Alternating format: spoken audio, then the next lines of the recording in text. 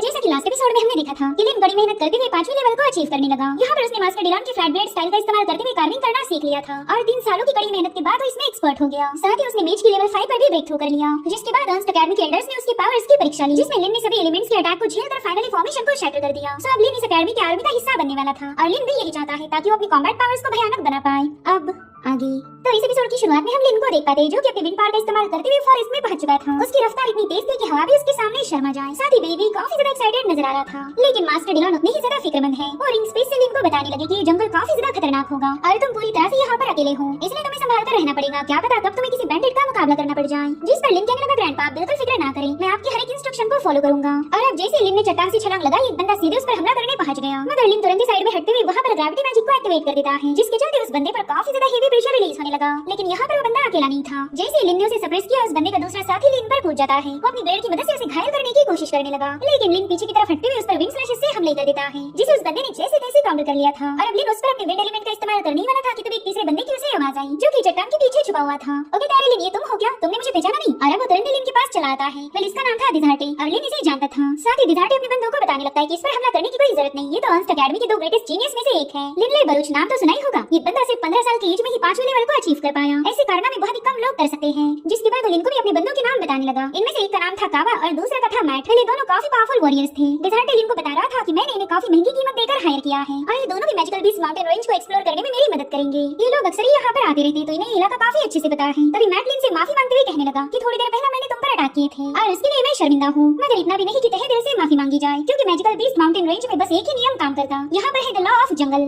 जो स्ट्रांग होगा वही यहाँ पर सर्वाइव करेगा। और इसी वजह से जब भी तुम्हारा किसी स्ट्रेंजर से पाला पड़े तो सबसे पहले तुम ही उस पर स्ट्राइक करोगे। तो बस मेरी एक बात याद रखो, यहाँ पर किसी पर रहम दिखाने की कोई जरूरत नहीं, वरना फिर तुम जिंदा वापस नहीं जा पाओगे। और तभी डिजार्टे लिन से कहने लगा कि क्यों ना तुम भी हमारे साथ ही ट्रैवल करो, अगर हम एक साथ रहेंगे तो किसी भी मुसीबत से निपट सकते हैं। मैं लिन को भी लगा कि उसने इन लोगों के साथ जाना चाहिए, तो भी डिजार्टे के साथ निकल पड़ा। मगर तभी लिन को मास्टर डिलॉन की आवाज आने लगती है। वो कह रहे थे कि एक साथ ट्रैवल करने से जरूरी नहीं कि तुम सेफ रहोगे। तो लिन भी अपनी माइंड पावर का यूज करके उनसे सीक्रेटली बात करने लगा। वो कह रहा था कि डिजार्टे मेरा क्लासमेट है और ये बंदा कभी बेवजह किसी को परेशान नहीं करता, तो थोड़ी देर के लिए इसके साथ ट्रैवल करने में कोई दिक्कत नहीं। लेकिन जैसे माउंटेन रेंज में पहुंच जाऊंगा, मैं अपने रास्ते और डिजार्टे अपने रास्ते। तो इस तरह से ये सभी लोग मिलकर डीप फॉरेस्ट की तरफ निकल चुके। अब सीन शिफ्ट होकर हमें परुक्स गैलरी दिखाई गई, जो कि अपनी मूर्तियों के लिए फेमस थी। यहाँ पर हर रोज कला की कदरदान आते हैं, जो आर्ट उन्हें अच्छी लगे उसे रीजनेबल प्राइस में परचेस करने की कोशिश करते हैं। और उतने में वहाँ पर एक एल्डर पहुंच गए, जो कि कुछ आर्ट को देखकर कह रहे थे कि ये तो पूरी तरह से यूजलेस है। और उतने में परुक्स गैलरी की बंदी वहाँ पर पहुंच जाती है। वो इस एल्डर से पूछ रही थी कि आपको जरूर से इस आर्ट में दिलचस्पी होगी, वरना आप कभी किसी आर्ट पर कोई कमेंट नहीं करते। भले आपने इन स्कल्पचर्स को यूजलेस कहा, लेकिन आप हर रोज यहाँ आकर उन्हें निहारते रहते हो। अगर ये आर्ट वाकई इतनी ज्यादा बेकार है तो फिर आप हर रोज यहाँ आकर इनके सामने इतना वक्त जाया क्यों करते हो? जिस पर एल्डर बताने लगी कि जिस भी मूर्ति पर प्राइस लिखी गई हो वो मुझे बिल्कुल अच्छी नहीं लगती। मेरा काम है रेत के ढेर से गोल्ड को फाइंड आउट करना, और इसके लिए तुम्हारे पास एक पारखी नजर होनी चाहिए। लेकिन अगर मैं सच बताऊं तो इस गैलरी को मैंने जाने कब से विजिट कर रहा, मगर आज तक मुझे ऐसी कोई मूर्ति नजर नहीं आई जो देखते साथ ही मुझे पसंद आ जाए। आजकल के कलाकारों के हाथों में वो बात ही नहीं जो कि पुराने जमाने के आर्टिस्ट के पास थी, और इसी वजह से तो ओल्ड इज गोल्ड का कहावत मशहूर है। और उतने भी उनके नजर पड़ी लिन ने बनाई हुई मूर्तियों पर। उन्होंने देखा कि इस आर्ट में एक ड्रैगन को काफ किया गया है, जो कि अपने अंडों को गार्ड कर रही थी। वो बताने लगी कि इस ड्रैगन को बनाते हुए राउंड चिजल का इस्तेमाल किया है और उसी से इस ड्रैगन के स्केल्स को फॉर्म किया गया, और इसके बॉटम को किसी अलग ब्लेड का इस्तेमाल करके काफ किया जाना चाहिए था। मगर जिसने भी इस आर्ट को बनाया है उसने एक ही फ्लैट ब्लेड का इस्तेमाल किया। अगर कोई काफी केयरफुली फ्लैट ब्लेड का इस्तेमाल भी करे तो भी इतने परफेक्ट और स्मूथ लाइंस को बना नहीं सकता। मगर इस आर्ट में तो हर एक लाइन काफी ज्यादा स्मूथ और नेचुरल नजर आ रही। मुझे तो यकीन ही नहीं हो रहा कि एक आर्टिस्ट बस सिंगल ब्लेड के साथ इतनी गजब की मूर्ति को कैसे बना सकता। बेसिकली स्कल्पटिंग करने के लिए ढेर सारे टूल्स का यूज किया जाता, लेकिन इस बंदे ने एक ही फ्लैट ब्लेड का इस्तेमाल किया है। और फाइनली परुक्स गैलरी में एक ऐसी आर्ट आई जिसे मैं एक्स्ट्राऑर्डिनरी बोल सकता हूँ। ये आर्ट कोल्ड है, नेचुरल है और प्राउड है। इतने सालों के बाद फाइनली मेरी आंखों को वो गोल्ड नजर आया जिसकी मुझे तलाश थी। और अब परुक्स गैलरी की उस बंदी से कहने लगा कि मैं इन तीनों आर्ट्स को खरीदना चाहता हूँ। इनमें से हर एक पीस के लिए मेरा ऑफर है 100 गोल्ड कॉइंस। अब ये सुनते साथ ही वो बंदी फटाफट से अपनी प्रोसीजर करना शुरू कर चुकी। वो तीनों मूर्तियां उस एल्डर को बेचने के लिए तैयार थी, लेकिन उतने में वो एल्डर उससे पूछने लगा कि बताओ इन तीनों मूर्तियों का ऑक्शन पीरियड कब खत्म होने वाला। जिस पर वो बंदी जवाब देते हुए बताने लगी कि 2 हफ्तों के बाद इन्हें यहाँ से हटाया जाएगा। तो मास्टर कहने लगा कि ठीक है, फिलहाल मैं इन्हें नहीं खरीदूंगा। अब ये सीन यहीं पर कट होकर हमें दोबारा से फॉरेस्ट का नजारा दिखाया गया, जहाँ पर लिन डिजार्टे से पूछने लगा कि मेरे भाई क्या तुम मुझे बता सकते हो कि माउंटेन रेंज यहाँ से कितनी दूर होगी? जिस पर डिजार्टे कह रहा था कि 7-8 घंटों के बाद हम उस माउंटेन रेंज में पहुंच जाएंगे। लेकिन मुझे ये समझ नहीं आ रहा कि लेवल 5 पर ब्रेक थ्रू करने के बाद तुम इतनी जल्दी मैजिक बीस्ट माउंटेन रेंज में जाना क्यों चाहते हो? तुम्हें तो पता ही होगा कि वो जगह काफी ज्यादा खतरनाक है। हमारे अर्न्स्ट एकेडमी के न जाने कितने सारे लोग यहाँ पर मारे गए। जिस पर लिन बताने लगा कि मेरे भाई एकेडमी में प्रैक्टिस करने का कोई फायदा नहीं, वहाँ पर तुम चाहे कितनी ही ट्रेनिंग क्यों न कर लो, तुम अपनी कॉम्बैट पावर को कभी भी इंप्रूव नहीं कर पाओगे। अगर तुम्हें अपनी कॉम्बैट स्किल को नेक्स्ट लेवल पर ले जाना है तो तुम्हारे पास रियल कॉम्बैट फाइटिंग का एक्सपीरियंस होना चाहिए और ऐसा मौका माउंटेन रेंज में हमें जरूर मिलेगा। वहाँ के डिमोनिक बीस्ट के साथ मुकाबला करके हम अपने कॉम्बैट पावर को बढ़ा सकते हैं और मेरे ख्याल से तुम भी इसी रीजन की वजह से यहाँ आए होंगे। जिस पर डेजर्ट जवाब देते हुए कहने लगा कि हाँ, मैं भी अपनी कॉम्बैट स्किल को इम्प्रूव करना चाहता हूँ, लेकिन यहाँ आने का मेरा वो मकसद तो बिल्कुल नहीं। अगर मुझे वाकई रियल फाइट करनी होती तो मैं इन 2 बंदों को अपने साथ क्यों लाता। दरअसल मैं यहाँ पर ट्रेनिंग के साथ साथ ढेर सारा पैसा भी कमाना चाहता हूँ और वही माउंटेन रेंज में जाने का मेरा असली मकसद है। तुमने मैजिकल बीस्ट की कोर के बारे में तो सुना ही होगा। दरअसल उन्हें एनर्जी क्रिस्टल इस नाम से भी जाना जाता और वो मैजिकल बीस्ट के अंदर पाई जाती, जिस पर लिन बता रहा था कि हाँ, मैंने भी इस एनर्जी क्रिस्टल के बारे में सुन रखा है, लेकिन 5वीं रैंकिंग तक जितने भी बीस्ट है उनकी कोर को ज्यादा भाव में बेचा नहीं जा सकता। साथ ही यहाँ पर मास्टर डिलॉन भी लिन को बता रहे थे कि छठी रैंकिंग वाली कोर भी कुछ खास पैसे नहीं कमा सकती। अगर तुम किसी छठी रैंकिंग वाले डिमोनिक बीस्ट को खत्म करके उसकी कोर को सेल करो तो भी ज्यादा गोल्ड कॉइंस नहीं कमा पाओगे। उनसे ज्यादा पैसे तो तुम अपनी स्टोन की मूर्तियां बेचकर कमा सकते हो। और उतने में डेजर्ट लिन को बताने लगा कि अगर कोई छठी रैंकिंग का बीस्ट काफी ज्यादा पावरफुल है तो उसे मारकर उसकी कोर को बेचा जाए तो उसके हमें 1000 गोल्ड कॉइन मिल सकते हैं। और मेरे भाई, ये पैसा कमाने का बहुत ही अच्छा मौका है। हम चारों मिलकर ढेर सारे छठी रैंकिंग वाले बीस्ट को मार सकते हैं और अगर हमारी किस्मत अच्छी रही तो हो सकता है हमें 7वीं रैंकिंग वाला बीस्ट मिल जाए। हम टोटल 4 लोग हैं तो उसे बड़ी आसानी से मार देंगे और फिर उसकी एनर्जी क्रिस्टल हम 10,000 गोल्ड कॉइन में सेल कर सकते हैं। मेरे डेजर्ट यहाँ पर काफी ज्यादा खुश हो रहा था। माउंटेन रेंज में जाने से पहले ही उसने ढेर सारे पैसों के सपने देखना शुरू कर दिए और उसके लालच देखकर बेबी की आंखों के सामने भी गोल्ड कॉइन्स रोटेट होने लगे। इनफैक्ट अब बेबी भी ढेर सारा पैसा कमाना चाहता है और उतने में मैट बताने लगा कि अगर तुम्हें पैसा कमाना है तो ढेर सारे पावरफुल डिमोनिक बीस्ट को चैलेंज करना होगा। अगर तुम्हारी जगह मैं होता तो अपने साथ भरोसेमंद लोगों को लाता। आफ्टर ऑल चाहे वो ट्रेनिंग हो या पैसा हो, उसके लिए अपनी जान गंवाना तो बेवकूफी होगी। दरअसल यहाँ पर वो बताना चाहता था कि लिन एकदम कमजोर है और जब भी बीस्ट का शिकार करने का मौका आए तो ये लोग लिन पर भरोसा नहीं कर सकते। साथ ही साथ डेजर्ट ऐसे कहने लगा कि बॉस, अगर छठी रैंकिंग का बीस्ट हमारे सामने आया तो उसे मारने में मैं तुम्हारी मदद करूंगा, लेकिन अगर वो बीस्ट 7वीं रैंकिंग का निकला तो मैं सीधा यहाँ से भागने वाला हूँ। उसके लिए प्लीज मुझे ब्लेम मत करना। भले ही तुमने मुझे हायर किया हो, लेकिन पैसों से ज्यादा इंपॉर्टेंट मेरे लिए मेरी जिंदगी है। अब उन दोनों की बातें सुनकर डेजर्ट थोड़ा सा परेशान हो गया, जिसके बाद लिन से कहने लगा कि जंगल में हमारे साथ क्या होगा ये तो मैं नहीं जानता, लेकिन सपने देखना बंद नहीं करना चाहिए। जिस दिन तुम अपनी जिंदगी में ख्वाहिशें रखना बंद करोगे उस दिन तुम्हारी जिंदगी पूरी तरह से बेरंग हो जाएगी। मुझे तो पूरा यकीन है कि हमारी ये ट्रिप काफी ज्यादा अमेजिंग होगी। जस्ट इमेजिन कि 7वीं रैंकिंग का भयानक बीस्ट तुम्हारे सामने आ गया। उसके विंग्स इतने ज्यादा ह्यूज है कि पूरा आसमान उसके नीचे कवर हो जाए और उसकी टेल भी इतनी ज्यादा खतरनाक है कि पूरी आर्मी को ही वाइप आउट कर दे। उसकी रोर भी इतनी ज्यादा भयानक हो कि अर्थ एंड हेवन को शेक करके रख दे और फिर मैं डेजर्ट अपनी पावर की दम पर उसे मार दूंगा। यही मेरा सबसे बड़ा सपना है। वहीं पर लिन भी बड़ी मजे के साथ उसकी बातें सुन रहा था। वो इतना तो समझ गया कि डेजर्ट काफी ज्यादा एम्बिशियस है और उतने में एक तीर बड़ी तेजी के साथ लिन के पास से गुजर गया। तो लिन ने फटाफट से अपने सभी दोस्तों को केयरफुल रहने के लिए बता दिया, लेकिन तब तक वो एरो डेजर्ट के गले को स्लिट करते हुए आर पार हो चुका था। अब ये देखते साथ ही लिन फटाफट से जाकर उसे संभालने लगा, मगर तब तक वहाँ पर तीरों की बौछार होना शुरू हो जाती है। तो लिन फटाफट से डेजर्ट को उठाकर सीधे एक पेड़ के पीछे जाकर छुप जाता है। साथ ही यहाँ पर उसे मास्टर डिलॉन की भी आवाजें आने लगी। वो कह रहे थे कि बेवजह की रिस्क मत उठाओ। जरा देखो, डेजर्ट ने जिन लोगों को हायर किया था उन्होंने अभी तक कोई एक्शन नहीं लिया और अब तो डेजर्ट को संभालने का भी कोई फायदा नहीं, ये बच्चा ऑलरेडी मर चुका है। वो ये सब सुनकर लिन को डेजर्ट के लिए काफी ज्यादा बुरा लग रहा था, क्योंकि कुछ लम्हों पहले ये बंदा अपने सपनों को लिन के साथ शेयर कर रहा था और अगले ही पल उसकी लाश लिन के हाथ में है। और उतने में लिन को किसी की आवाज आने लगी। वो बंदा कह रहा था कि तुम्हारे पास जितने भी वैल्यूएबल ट्रेजर्स और पैसे हैं वो हमारे हवाले करो और उसके बदले में मैं तुम सभी को यहाँ से जाने दूंगा। साथ ही लिन ने देखा कि वहाँ पर कई सारे लोग पहुंच चुके हैं। साथ ही मास्टर डिलॉन उससे पूछने लगे कि जिस एरो ने डेजर्ट को स्ट्राइक किया था क्या तुमने उस एरो को नोटिस किया? जिस पर लिन कहने लगा कि हाँ, मुझे वो काफी अनयूजुअल एरो लगा। उसकी स्पीड इतनी ज्यादा थी मानो कोई मैजिक एन्चेंटमेंट उस पर लगी हुई हो।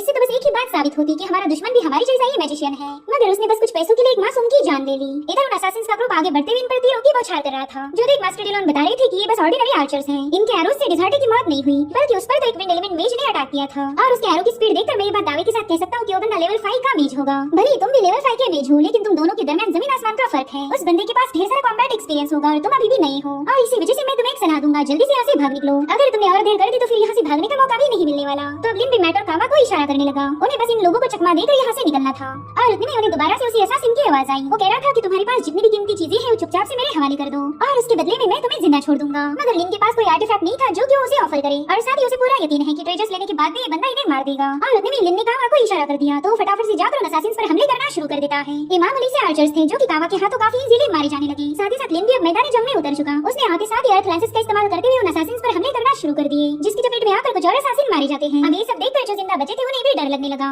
इसलिए उन्होंने पैनिक होकर एरोस को शूट करना शुरू कर दिया। मगर उसी वक्त कावा ने सीधे उन पर छलांग लगा दी। उसने अपनी कुल्हाड़ी के एक ही फटके में 2-4 बंदों को निपटा दिया था और ये देखते साथ ही असासिन्स का लीडर भी थोड़ा सा इंप्रेस हो गया। मगर अब कावा को रास्ते से हटाने का वक्त आ चुका है, तो उसने फटाफट से अपने हाई स्पीड वाले एरो को रिलीज कर दिया। तो लिन ने फटाफट से कावा को उस एरो के बारे में बता दिया और उसी की मदद से कावा ने उस हमले को डॉज कर लिया था। उसने अपनी कुल्हाड़ी की मदद से उस हाई स्पीड वाले एरो को हवा में टॉस कर दिया, मगर उतने में वो एरो दोबारा से वापस आकर सीधे उसके सीने के आर पार घुस चुका था और इसी तरह से लिन का एक और साथी काफी ब्रूटली मारा गया। लिन और मैट तो ये सब देखते साथ ही काफी ज्यादा पैनिक हो गए। उन्होंने उस असासिन के अटैक से बचने के लिए तुरंत एक पेड़ के पास जाकर कवर ले लिया। लिन बता रहा था कि इस बंदे ने विंड एलिमेंट सपोर्ट स्पेल का इस्तेमाल किया है। इसे हमारी मेजर्स की भाषा में हाई स्पीड एंड प्रिसिजन भी कहा जाता। और उतने में उसे मास्टर डिलॉन की आवाज आने लगी। वो कहते हैं कि बच्चे, मैंने तुम्हें पहले ही समझाया था कि इस बंदे और तुम्हारी कॉम्बैट स्किल में जमीन आसमान का फर्क है। अब चाहे तुम छुपो या भागो, इससे कोई फायदा नहीं होने वाला। पर यहाँ पर लिन को मास्टर डिलॉन की आवाज से ही पता चल रहा था कि वो काफी ज्यादा परेशान है।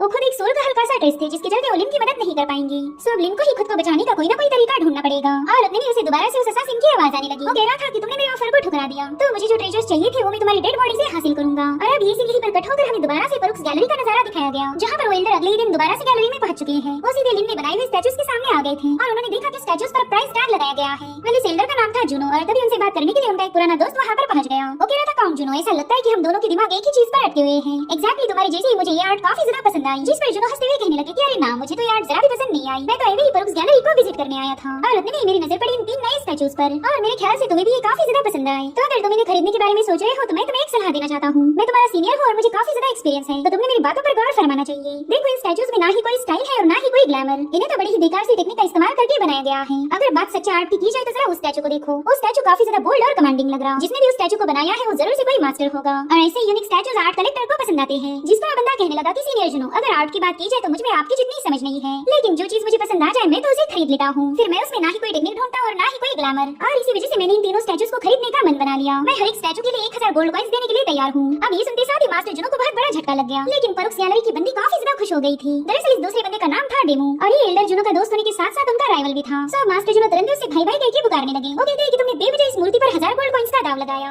इस पर 1000 गोल्ड कॉइंस खर्च किए जाए, ये मूर्ति बिल्कुल भी उतनी स्पेशल नहीं। क्यों ना तुम 1000 गोल्ड कॉइंस में कोई और स्टैचूज खरीद लो। वैसे भी इस गैलरी में एक से बढ़कर एक मूर्तियां मौजूद हैं, तो मेरे ख्याल से तुम्हें उनमें से किसी बेहतरीन मूर्ति पर अपने पैसे खर्च करने चाहिए। लेकिन डेमो तो बिल्कुल भी उनकी बात नहीं सुनते। वो परुक्स गैलरी के एम्प्लॉय से कह रही थी कि चलो जल्दी से ऑप्शन कॉन्ट्रैक्ट साइन करवा लो। तो उस बंदी ने फटाफट से कॉन्ट्रैक्ट उनके सामने पेश किया। वो कह रही थी सीनियर प्लीज इसे अच्छे से पढ़कर साइन कर दीजिए। वेल ये सब देखकर ही मास्टर जुनो का चेहरा उतर गया। दरअसल वो खुद इस आर्ट को खरीदना चाहते थे, लेकिन मास्टर डेमो ने यहाँ आकर उनके प्लान की बैंड बजा दी। यहाँ पर मास्टर डेमो अब उस कॉन्ट्रैक्ट को साइन करने वाले थे कि तभी उतने में ही जुनो चिल्लाते हुए कहने लगे कि ना, तुम इस कॉन्ट्रैक्ट को साइन नहीं करोगे। फिर यहाँ पर इतनी जोर से चिल्लाए थे कि गैलरी में मौजूद हर एक बंदा उनकी बातें सुनने लगा। वो कह रही थी डेमो क्यों ना हम लोग इस मूर्ति पर बोली लगाए, जो भी हाईएस्ट प्राइस पे करेगा ये स्टैचू उसी का होगा। और फिर उन्होंने हर एक स्टैचू पर 1010 गोल्ड कॉइन की बोली लगाई, यानी कि असल में उन्होंने बस 10 गोल्ड कॉइंस का इजाफा किया था। लेकिन उतने में डेमो ने सीधे 1200 गोल्ड कॉइंस की बोली लगाई, जो सुनते साथ ही जुनो कहने लगे कि चलो मैं एडमिट करता हूँ कि इन स्कल्पचर्स में कुछ तो स्पेशल है। इनकी एक्सेप्शनल क्वालिटी मुझे काफी ज्यादा पसंद आई, तो प्लीज मुझे इन स्टैचूज को खरीदने दो। अगर तुम साइड में हट गए तो मैं कोई बेहतरीन सा स्टैचू ढूंढने में खुद तुम्हारी हेल्प करूंगा, लेकिन प्लीज इन 3 स्टैचूज को बख्श दो। इनफैक्ट मैं आज ही पूरी गैलरी तुम्हारे साथ एक्सप्लोर करने के लिए तैयार हूँ। हम हर एक स्टैचू को केयरफुली ऑब्जर्व करेंगे और जो भी बेस्ट होगा उसे तुम खरीद लेना। लेकिन डेमो ने तो अपनी बोली को और बढ़ा दिया। उन्होंने अब 1300 गोल्ड कॉइंस हर एक स्टैचू पर बोली लगाई थी।